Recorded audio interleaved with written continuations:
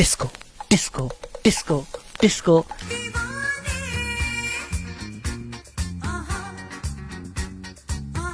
1979 में जब एक तरफ जुल्फिकार अली भुट्टो को फांसी दी जा रही थी, उसी तरफ बॉलीवुड में कुर्बानी मूवी का साउंड ट्रैक आया और उस साउंड ट्रैक में एक 15 साल की पाकिस्तानी बच्ची का गाना था, आप जैसा कोई, जो गाना आज तक इतना आइकॉनिक है। और उस बच्ची का नाम था Nazia Hasan. She became the first Pakistani to sing a song in a Bollywood movie और सिर्फ 15 साल की उम्र में उनको बेस्ट फीमेल प्लेबैक सिंगर का फिल्म फेयर अवार्ड मिला। ये थे दो पाकिस्तान, नाजिया हसन और Zia ul Haq. One Pakistan that was young, that was full of love, that was energetic, and the other Pakistan that was full of drugs, that was full of weapons and religious extremism. Pakistan के पास ये दो choices थे, नाजिया का पाकिस्तान या ज़िया का पाकिस्तान। ज़िया उल हक के दौर में नाजिया हसन और ज़ोहेब हसन बैन भी हो गए थे। फिर जब उनकी मुलाकात हुई ज़िया उल हक के साथ, तो ज़िया उल हक ने उनको एक बड़ा लेक्चर दिया तवील सा कि एक पाकिस्तानी क्या होता है और एक मुस्लिम क्या होता है। जो ग्रेप वाइन पे खबरें मिलती हैं उसमें तो ये भी हमें सुनने को मिला था कि ज़िया उल हक ने ये भी बोला कि बच्चों जीन्स मत पहना करो। These are the two Pakistans we could have had. 70s में दुनिया भर में जहाँ एक हिप्पी जनरेशन आ रही थी, प्यार मोहब्बत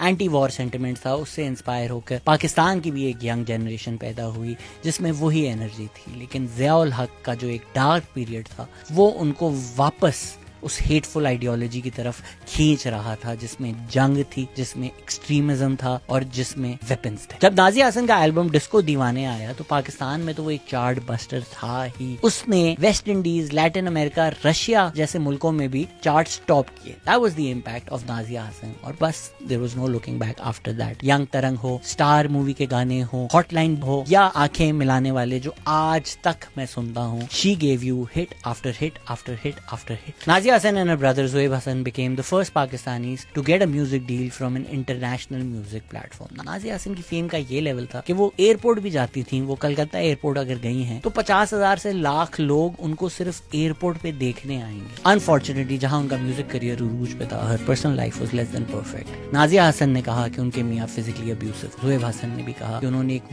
मुश्किल जिंदगी गुजारी। अपनी पर्सनल बैटल्स की वजह से Nazia Hasan had developed a real empathy for social causes. फिर यूनिसेफ हो या वॉइस ऑफ women हो, Nazia Hassan contributed her time and her voice to many social causes. Unfortunately, सिर्फ 35 साल की उम्र में लंग कैंसर की वजह से उनका इंतकाल हो गया। I know the phrase "gone too soon" is used a lot, but I cannot think of anybody but Nazia Hassan that this phrase is more apt for. ना सिर्फ पाकिस्तान बल्कि पूरे साउथ एशिया पे जो नाजिया हसन का इन्फ्लुएंस रहा है, स्पेशली पॉप म्यूजिक पर, वो जेन्युइनली इमेजरेबल है। आज भी 2 decades आफ्टर हर डेथ उनके जो गाने हैं वो जब आते हैं वो आज भी अगली जनरेशन के लिए भी नंबर 1 करते हैं, चार्ट्स बस्टर होते हैं। डिस्को दीवाने आज भी उतना रेलेवेंट है जितना उस वक्त था 4 decades पहले। That's her impact, that's her legacy, and that's Pakistani hero Nazia Hassan.